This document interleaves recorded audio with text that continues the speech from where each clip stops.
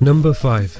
A rematch between the current UFC heavyweight champion Stipe Miocic and Fabricio Verdum makes the most sense to happen next. Both fighters met in the main event of UFC 198, where Stipe Miocic shocked the world when he knocked out Fabricio Verdum in the first round to become the new UFC heavyweight champion. Since that time, Stipe Miocic has successfully defended his title against Alistair Overeem at UFC 203, and Fabricio Verdum has defeated Travis Browne by unanimous decision at UFC 203. With no clear number 1 contender in the UFC heavyweight division, this rematch definitely makes sense, and I hope we get to see this fight sometime this year. Number 4.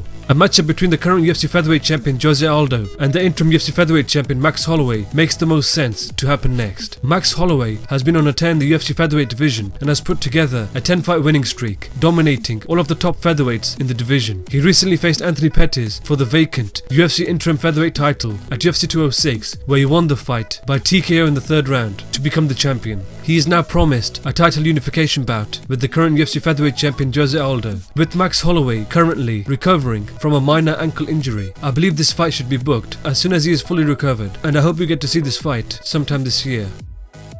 Number 3.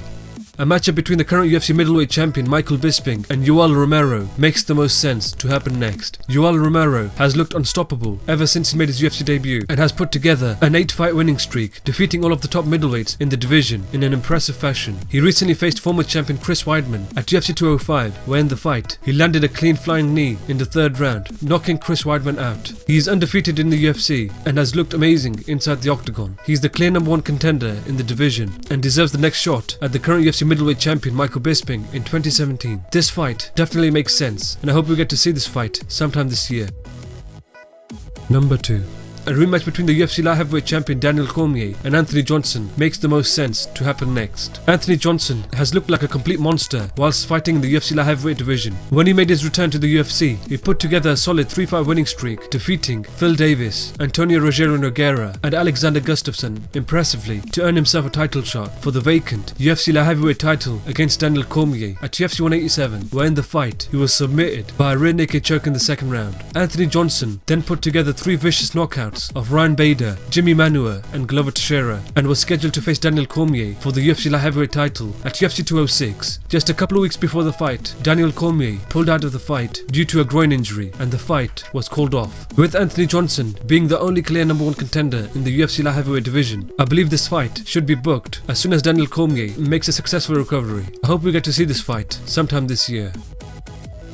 Number 1. A 3rd fight between UFC flyweight champion Demetrious Johnson and Joseph Benavidez makes the most sense to happen next. Demetrious Johnson has been the only flyweight champion in the division's history and has dominated all of his competition very easily. The number 1 UFC flyweight has struggled to win UFC gold. He first faced Demetrious Johnson at UFC 152, where he lost the fight by a split decision. He then put together a solid 3-fight winning streak and faced Demetrious Johnson again at UFC on Fox 9, where in the fight he was knocked out cold in the 1st round. Since that loss, he has made changes in his training camp and has put together a 6-fight winning streak and last defeated Henry Cejudo by a split decision at the Ultimate Fighter 24 finale. With Joseph Benavidez being the only clear number 1 contender in the UFC flyweight division, the 3rd fight definitely makes sense, and I hope we get to see this fight sometime this year.